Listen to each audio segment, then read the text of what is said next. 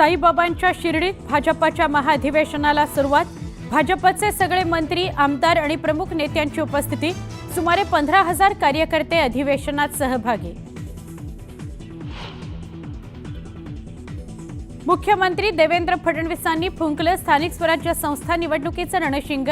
युद्ध जिंकलं असलं तरी पुढील युद्धाकरता सराव महत्त्वाचा म्हणत फडणवीसांचा कार्यकर्त्यांना सल्ला।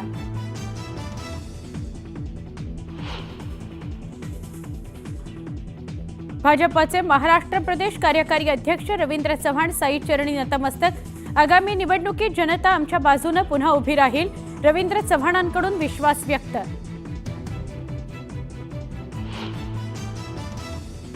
स्थानिक स्वराज्य संस्थांच्या निवडणुकीकरता महाविकास आघाडी स्थापन झालेली नाही, तर आघाडी तुटली असं म्हटलेलं नाही।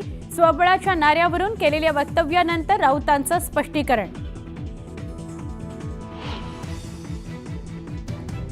बीड सरपंच हत्या प्रकरणी मुख्यमंत्री न्याय करतील ही अपेक्षा होती, मात्र सरकारकडून मुख्य आरोपींना वाचवून कारवाईचे ढोंग सुरू। हत्येप्रकरणी तपासावरून राऊतांचा सरकारवर निशाणा।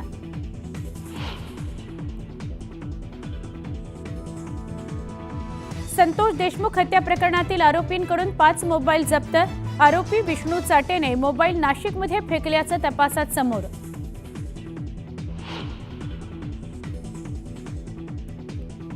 बीडमध्ये आणखी एका सरपंचाचा मृत्यू। परळीत राखेच्या टिप्परनं सौदानच्या सरपंचाला उडवलं। अपघातात अभिमन्यू क्षीरसागर यांचा जागीच मृत्यू।